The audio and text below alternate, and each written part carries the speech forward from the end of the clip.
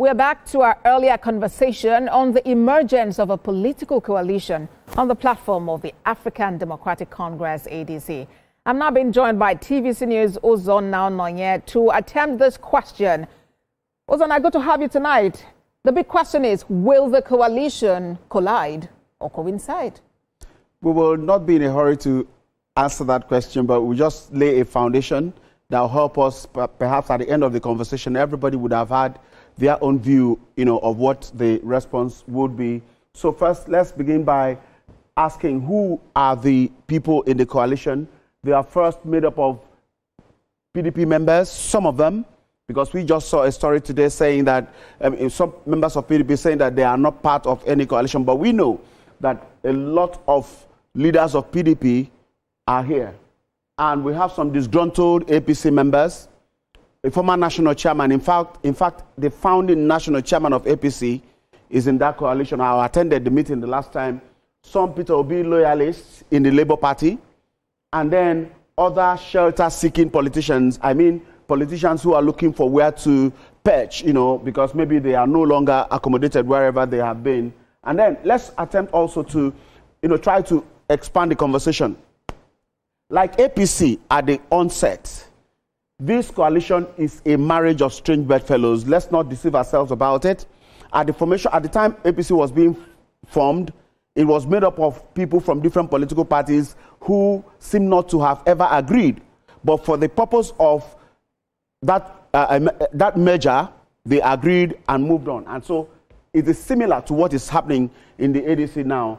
No politician, underline this, is important to take note of this, that no politician in his right senses will ignore the coalition. No politician will ignore the coalition. Some people say that they amount to nothing, old politicians, people that are tired, people that are worthless and all of that. But the people that really understand the game of politics will not ignore them. The only mission here is to wrest power. So they say we are bringing good governance, we are thinking about the well-being of Nigerians. Nigerians have suffered a lot. All of that are things that are being put together to, convince those that can be convinced. The only mission is to wrest power. What to do with the power has not been discussed yet. So, and then it will be required. For the merger to get the power, it will require submitting personal ambition for the common interest. That is where everybody who are members of the coalition will bring in their personal ambition and submit it for the common interest of the party. Now, could that be possible? Or it is just mere imagination? The big question, who will run? Because for them to win the presidency, somebody has to be in the front seat to win the election. First, Atiku Abubakar, Peter Obi, Bukola Saraki, Aminu Tambuwal, Rotimi Amechi, all these 5 men rather, have tried this before. In as much as they have a veteran in their midst, and that is Atiku Abubakar. Will understand why I refer to him as a veteran maybe quite shortly. But all of these had tried at one point or the other to become president. But the next question again is, but what will likely happen? Let's look at this together. Atiku Abubakar will run again. Take this to the bank. He didn't invest his time, his energy, and his money in putting this together to hand it over to anybody. Atiku had shown that since 1999, he had been consistent in trying to be president. And so it is not, nobody will see it coming that he will not run again at this time. Let's note that since Atiku Abubakar began to run for presidency, this is the only time he has stayed in Nigeria after losing a previous election. All other elections, after losing, he travels abroad and come back close to the next election. But this time he has stayed, showing some level of seriousness. So Atiku will run again. Then, if he runs, he will win. If he runs if they conduct primary in ADC and he runs, he will win. He has the deep pocket to bankroll anything. He has never stopped running. He has never stopped running. He will whip up the regional sentiment if anything begins to go against him. He will whip up the regional sentiment. He will outplay Peter Obi in the event that both of them are squared at the primary. He will outplay him hands down in party politics. So it is very likely that if he runs, he will become the candidate of the ADC. However, who stands a chance? Let's compare these two men, because everybody had been talking about, not a lot of people are giving attention to other likely aspirants and maybe candidates. A lot have been said about these two men. Let's begin with the 2023 election, where both of them were candidates. Now, PDP, that Atiku Abubakar represented, had 6.9 million votes in the presidential election, whereas Peter Obi, representing the Labour Party, had 6.1 million votes. So PDP performed better with Atiku at the presidential election more than Obi. The spread, 12 states, they won 12 states. Atiku Abubakar with PDP won 12 states, majority of the states in the northern part of Nigeria. Labour Party with Peter Obi won 12 states, which includes Lagos, an unusual incident, and then the Federal Capital Territory. A lot of people see that as being very striking. And remember, Peter Obi was running with a political party that people said had no structure.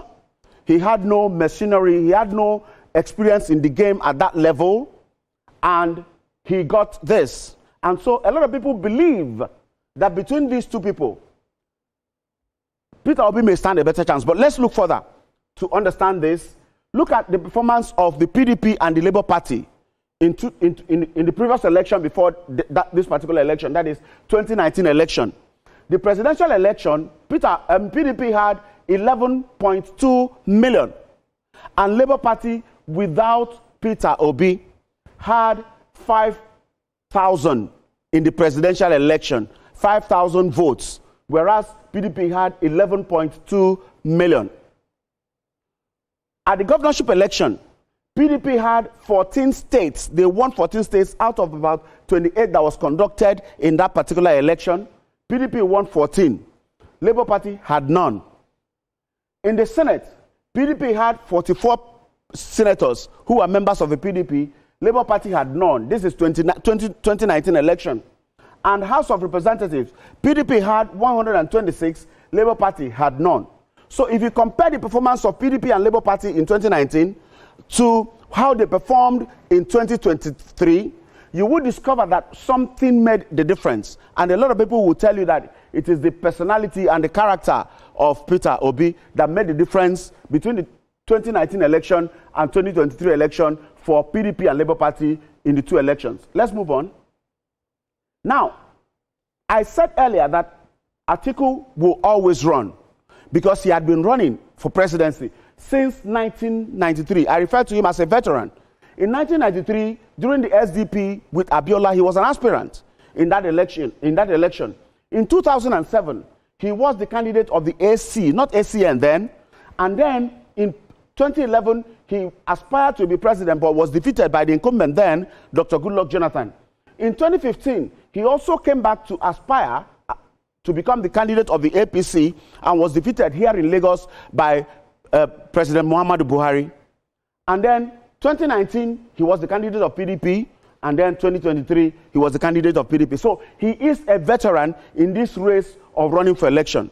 Now, what happens if Atiku does the expected? The expected is that Atiku will run again.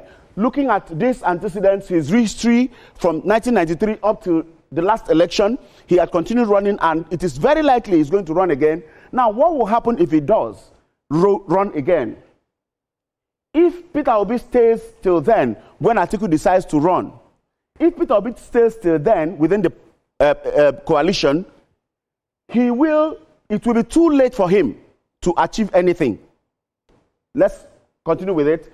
If he pulls out, the coalition will shake, certainly. May not collapse, but will shake seriously if he pulls out. Now, he will be blackmailed if he does anything, any of the, like pulling out of the party. He will be blackmailed with everything, including telling him that he's so self-centered, he wants everything to be about him and all of that. And now, if he accepts the VP role, that gang, the obedient movement that people refer to as the headless mob, will abandon him straight. Those group of people do not care anything else about anybody else than Peter Obi. Whether he is right or wrong, that's why a lot of people feel that the group of people are headless mob. But whether they are headless mob or not, they are making impact in the election numbers. We'll be wrapping it up now. Conclusion.